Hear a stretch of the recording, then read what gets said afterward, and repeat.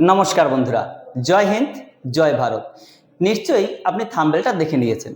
আজকের এই ভিডিওর মাধ্যমে আপনি আপনার নমস্কার বন্ধুরা, জয় হিন্দ, জয় ভারত। নিশ্চয়ই আপনি থাম্বনেলটা দেখে নিয়েছেন। এই ভিডিওর মাধ্যমে আমি আলোচনা করব যে ডব্লিউবিসিএসকে সামনে রেখে আমি কি বই পড়ি এবং কিভাবে নোট তৈরি করি, সম্পূর্ণ বিস্তারিত আলোচনা করব আপনাদের সাথে।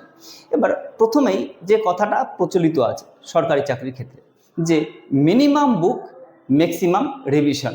আপনি যদি ইউপিএসসি টপারদের কোনো সাক্ষাৎকার দেখেন, সেখানে কিন্তু তারা একই কথা বলে যে মিনিমাম বুক হোক এবং ম্যাক্সিমাম রিভিশন হোক। এবার এই সরকারি চাকরির পরীক্ষা দিতে আসার আগেই কিন্তু নিজের সাথে একটা পরীক্ষা দিতে হয়। কি পরীক্ষা? সেটা হলো আমি কোন পরীক্ষার জন্য প্রস্তুতি নেব। বিশেষ করে আমিও যখন সরকারি চাকরির পরীক্ষা দেওয়ার জন্য ভাবছি বা দেব, তখন কিন্তু এই সমস্যাটা আমারও হয়েছে। আমিও ভেবেছি ব্যাংক দেব, সিজিএল দেব, নাকি ডব্লিউবিসিএস দেব, নাকি ইউপিএসসি দেব, নাকি পিএসসির কোনো অন্য চাকরি দেব। এবার এইটা কিন্তু এক একজনের সাপেক্ষে এক এক রকম হওয়া উচিত বলে আমি মনে করি। কেন? তার কারণ হলো, দেখুন, যে স্টুডেন্ট আছো, আমার ভিডিও যারা দেখছো, যারা স্টুডেন্ট আছো, তোমাদের কাছে অনেক সময় আছে। প্লাস তুমি কোন পরীক্ষার জন্য প্রস্তুতি নেবে, তার আগে তোমাকে ভাবতে হবে যে তুমি কোন বই, কোন সাবজেক্ট পড়তে ভালোবাসো আর কি। যেমন যদি কেউ ভাবে যে আমি সারাদিন ম্যাথ করলেও আমার কোনো সমস্যা নেই, এবং সে যদি ইতিহাস পড়তে দেয়, সে ইতিহাস পড়তে চায় না। এক একটা মানুষের কিন্তু ব্রেন এক এক রকম। সে যেটা চায়, তার ব্রেন যেটা পড়তে চায়, সেই হিসাবেই তার কিন্তু সরকারি চাকরি পরীক্ষায় বসা উচিত। মনে করুন কেউ অঙ্ক এবং ইংরেজিতে খুব ভালো পারে, তার পড়তে মন বসে, সে সিজিএল দিলেই কিন্তু সে সহজে সাকসেস হতে পারে। কিন্তু সে যদি এই বিসিএসের মতো, যেখানে অনেক সিলেবাস আছে, সব কিছু পড়তে হবে, সেই সিলেবাসে যদি সে পরীক্ষা দিতে শুরু করে, তাহলে প্রথমে কিন্তু তাকে অনেক অসুবিধার সম্মুখীন হতে হবে। আগে ভেবে দেখতে হবে যে আমি কোন বই পড়তে পারি, কোন বই পড়তে আমার ভালো লাগে। দেখুন, কোনো জিনিস যদি আপনার ভালো না লাগে, মনের বিরুদ্ধে এবং ব্রেনের বিরুদ্ধে যুদ্ধ করে আপনি কিন্তু বেশিক্ষণ পারবেন না। সেই জন্য আমার যারা ভিডিও দেখছো, তাদের কাছে প্রথমেই আমি রিকোয়েস্ট করব, এটা আমার ব্যক্তিগত রিকোয়েস্ট, আমার এক্সপিরিয়েন্স থেকে তোমাদের বলছি, তোমরা কোন পরীক্ষাটা পারবে, কোন বই পড়তে হয় ভালোবাসো, সেই অনুযায়ী তোমরা পরীক্ষাটা দেবে। অবশ্যই এটা মাথায় রাখার চেষ্টা করবে, তাহলে তুমি কিন্তু সহজেই সেই বইগুলো আয়ত্ত করতে পারবে। আর একটা জিনিস সবসময় মাথায় রাখবে, যে আমি চাকরি পাওয়ার জন্যই পড়ছি, এটা সেকেন্ডারি রাখো। প্রাইমারি রাখো যে তুমি পড়তে ভালোবাসো, তোমার জানতে ইচ্ছা করছে, তোমার নলেজ গেইন করতে ইচ্ছা আছে, সেই হিসাবে পড়ো অবশ্যই। এবার আর কথা বাড়াবো না, এবার আমি বিসিএসের জন্য কি বই পড়ি সেইগুলো তোমাদের সাথে শেয়ার করবো। হ্যাঁ, আরেকটা কথা বলে রাখি, দেখো, আমি কিন্তু যারা স্টুডেন্ট আছো, তারা যে পরীক্ষা দেবে, বিসিএস পরীক্ষা দেবে, তারা কিন্তু অনেক সময় পাবে। এবং যেহেতু আমি চাকরি করে আমি সেই হিসেবে পর্যাপ্ত সময় দিতে পারি না, সেই জন্য কিন্তু আমাকে সেই চাকরির মধ্যে আমাকে সময় বের করে পড়তে হবে। তো চলো একে একে শুরু করা যাক। প্রথমেই আমরা প্রিলিমিনারি থেকে শুরু করি। তোমরা জানো যে প্রিলিমিনারি আছে 200 মার্কের, সেই অনুযায়ী এবার প্রথমেই তুমি যে পরীক্ষায় দাও না কেন, তোমাকে প্রথমে কিন্তু সিলেবাসটা ডাউনলোড করে রাখতে হবে। সিলেবাসটা ডাউনলোড করে একটা খাতা করে, এবং দরকার হলে দেয়ালে সেটে দাও। এবার যে কটা সাবজেক্ট আছে, দেখো তুমি কোন বইটা পড়তে সবচেয়ে বেশি ভালোবাসো, সেই অনুযায়ী কিন্তু তোমাকে এগোতে হবে। সেটা যে সাবজেক্ট তোমাকে ভালো লাগে, সেই সাবজেক্ট অনুযায়ী এগো। এবং ওই পরীক্ষার, সেটা সিজি হলো, ব্যাংক হোক, রেল হোক, কিংবা বিসিএস হোক, যদি বিসিএস হয় তাহলে বলবো 10 বছরের কোশ্চেন সংগ্রহ করো। প্রিলিমিনারির জন্য যে বইটা বাইবেল, সেটা হলো এই বইটা। এটা আমার কাছে 2021-এর মেইন পর্যন্ত তোমরা এটা পেয়ে যাবে। এই বইটা তোমরা অবশ্যই কিনবে যারা বিসিএস দিতে চাও। এখানে তুমি 10 বছরের প্রিলিমিনারি কোশ্চেন পাবে, মেইনের কোশ্চেন পাবে, মেইন যেহেতু অবজেক্টিভ কোশ্চেন, এবং ডিসক্রিপটিভ যেটা আছে অপশনাল সহ, তোমরা এটাই কিন্তু পেয়ে যাবে। অর্থাৎ যারা বিসিএস দিতে চাও, ফার্স্টেই এই বইটা কেনো। কিনে দেখো যে 10 বছরের প্রিলিমিনারিতে কী কী কোশ্চেন এসছে, তার কোন সাবজেক্টের এবং কি, এটা একটা জিনিস সবচেয়ে গুরুত্বপূর্ণ পাবে, প্রথমেই আছে দেখতে পাবে, দাঁড়াও আমি একটু দেখিয়ে দিচ্ছি। কোন সাবজেক্টে কোন চ্যাপ্টার থেকে কত পার্সেন্টেজ মার্ক আছে। মনে করো ইতিহাসের কথাই বলি আমি, ইতিহাসের মিডল যুগ সেখান থেকে কত মার্ক আছে, বা সুলতানি যুগ সেখান থেকে কত মার্ক আছে, সেরকম কিন্তু একটা পার্সেন্টেজ দেয়া আছে এখানে, এই যে দেখতে পাচ্ছ। দেখো সারা দিন রাত্রি পড়লাম সেরকম নয়, কিন্তু সাবজেক্ট অনুযায়ী সিলেবাস অনুযায়ী আমাকে এগোতে হবে। মাঝখানে তোমাকে একটা ছোট্ট গল্প দিই, যেহেতু ভিডিওটা বড় হতে পারে, ধৈর্য ধরে শোনো, তোমারই কাজে লাগবে। সেটা হলো, দুই ব্যক্তি তারা জঙ্গলে যেত গাছ কাটার জন্য। তো দুজনের সেম কুঠা নিয়ে গেল।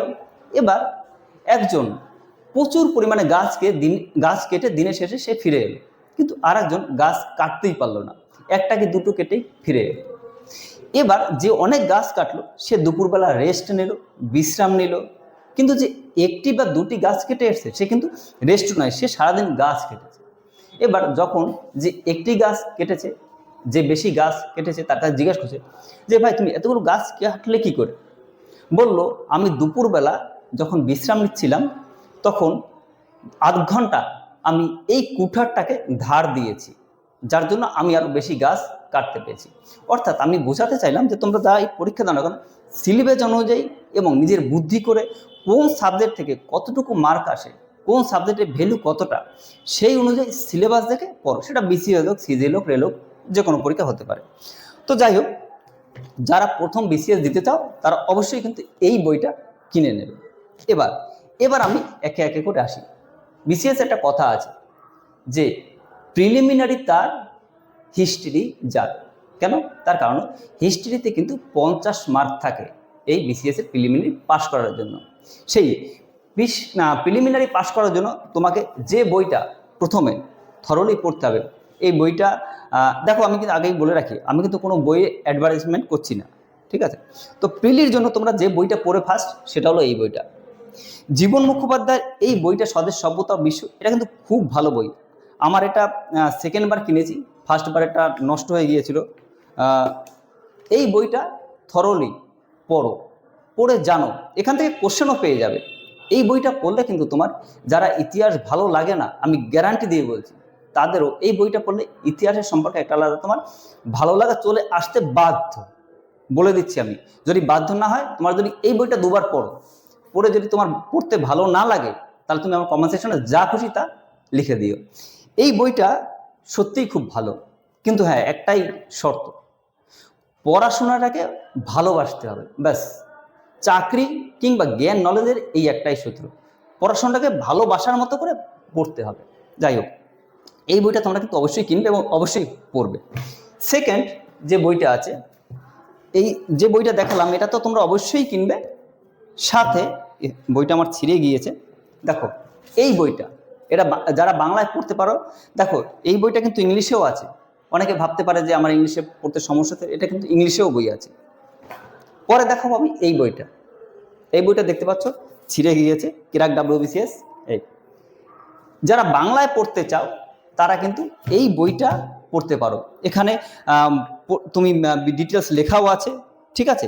এবং এখানে কিন্তু 10 বছরের কোশ্চেনও পাবে, কিন্তু 10 বছরের কোশ্চেন তুমি অবশ্যই এই WBCS স্ক্যানার, আগে বইটা দেখিয়েছি সেইটা পড়বে, ঠিক আছে? এখানে কোশ্চেন পাবে, মেইনের কোশ্চেনও পাবে, এবং খুব সুন্দর করে চ্যাপ্টার ভিত্তিক গুছিয়ে লেখা আছে, বিশেষ করে এই বইটায়।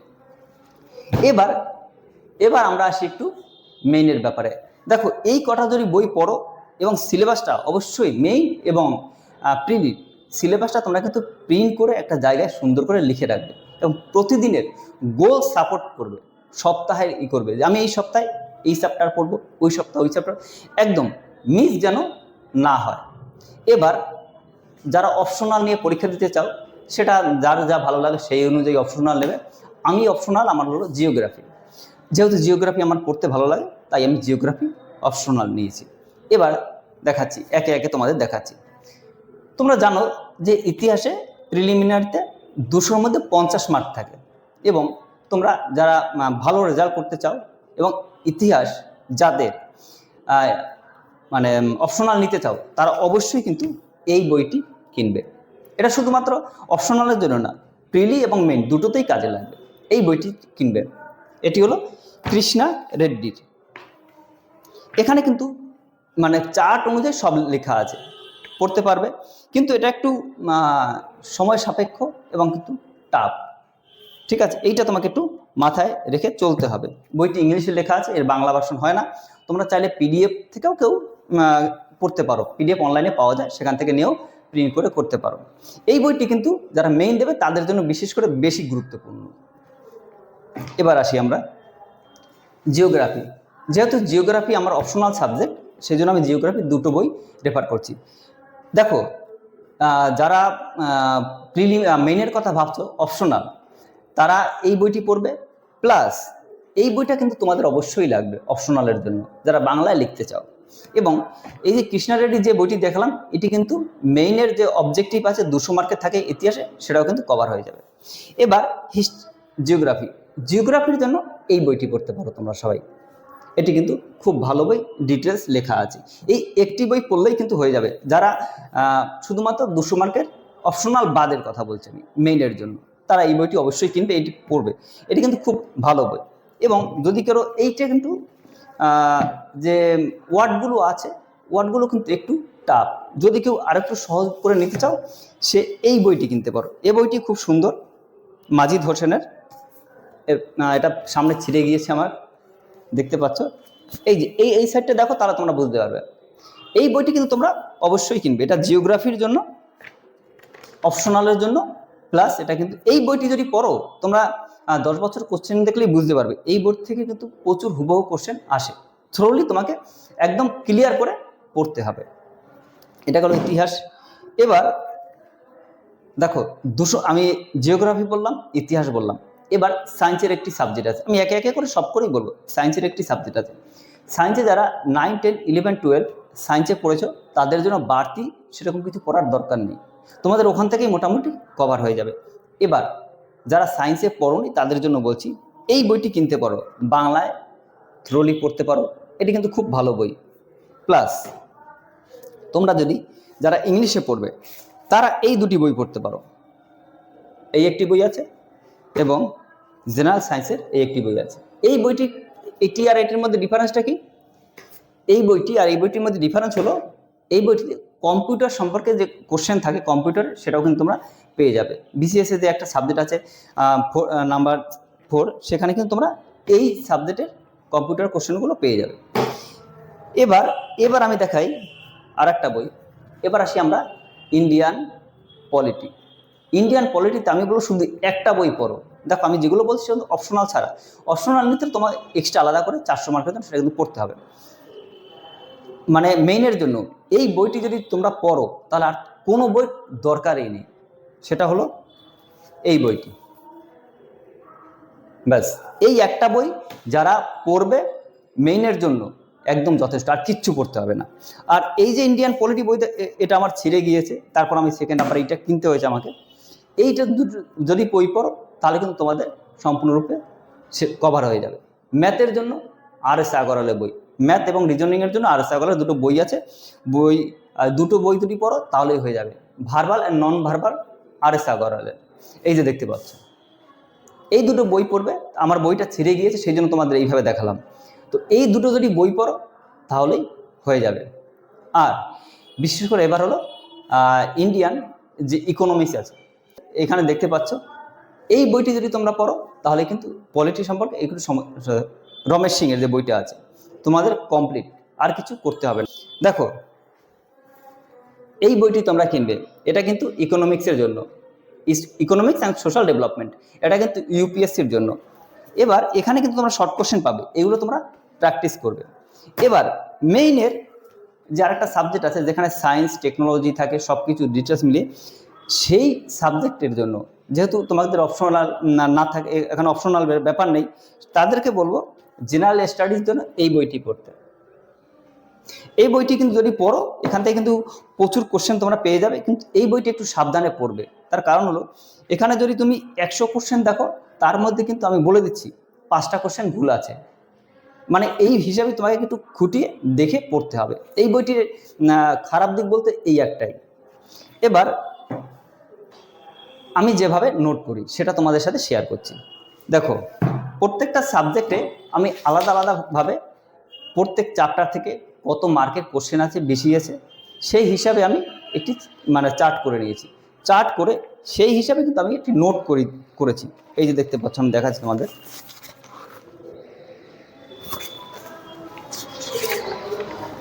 এইভাবে প্রত্যেকটা চ্যাপ্টার থেকে, আমার প্রত্যেকটা সাবজেক্টে আছে, প্রত্যেকটা চ্যাপ্টার থেকে এইভাবে আমি নোট করে নিয়েছি। ঠিক আছে, যার ফলে কি হয়, যখন পরীক্ষার আগে আমার কাছে কিন্তু বেশি সময় থাকবে না, তখন আমি একবারে রিভিশন করে গেলাম। রিভিশন করলে কিন্তু ব্যাপারটা পুরো মাথায়, যখন মেনের পরীক্ষা হবে তখন তোমরা জানো একদিনে 2টো পরীক্ষা হয়। তো সেই জন্য এই বইটি, এই দুটো তখন আর তো দেখার সময় হবে না। প্রত্যেক চ্যাপ্টার থেকে ইম্পর্ট্যান্ট যেগুলো হয় সেগুলো আমি এখানে সুন্দর করে লিখে রেখেছি। এবার বলো তোমাদের, যদি কারো এই নোটের দরকার হয়, তোমরা আমাকে কমেন্ট সেকশনে লিখবে, আমি দেওয়ার চেষ্টা করব একদম বিনামূল্যে। কোনো পয়সার 1 টাকাও দরকার নেই। আমি যতদূর তোমরা বলবে, আমি যেভাবে পাঠানোর দরকার আমি সেভাবে পাঠিয়ে দেবো, 1 টাকা লাগবে না। ঠিক আছে, তো এইভাবেই পড়াশোনা করো। আর একটা জিনিস মনে রাখবে, যে এই চাকরি করার ক্ষেত্রে যারা পড়াশোনা করতো, শুধু একটা জিনিস মনে রাখবে, তুমি কেন পড়ছো, কী জন্য পড়ছো, তোমার কি উদ্দেশ্য, এইটা মাথায় রেখে পড়বে। মনে করো কেউ কলকাতায় আছো, বাড়ি থেকে, দেশের বাড়ি থেকে বাবা টাকা পাঠাচ্ছে, ভাববে যে বাবার প্রতিটি ঘামের টাকায় তুমি পড়াশোনা করতে এসছো, বাবার প্রতিটি ঘামের মর্যাদা দেওয়ার চেষ্টা করবে। ভাববে যে বাবা হয়তো না খেয়ে তোমাকে টাকা পাঠাচ্ছে, সেই টাকায় তুমি পড়াশোনা করছো। অর্থাৎ আমরা মানুষরা, আমরা যা কিছু খরচ করি তার মধ্যে কিন্তু সময় সবচেয়ে বেশি মূল্যবান। অর্থাৎ কোনো সময় খরচ না করে পড়াশোনার দিকে মন দাও, অবশ্যই তুমি সাকসেস হতে পারবে। শুধু ভাববে যে এই যে আমরা পড়াশোনা করছি, এই যে আমরা এতটা ভালো আছি, এর পিছনে আমাদের বাবা মায়ের অবদান কতটা। আর প্রথম দেবতা হিসেবে বাবা মাকে ভাবো, অবশ্যই তুমি সাকসেস হবে। তো আজকের ভিডিও এই পর্যন্তই, দেখা হয় পরবর্তী ভিডিওতে। থ্যাংক ইউ, ভালো থেকো সবাই।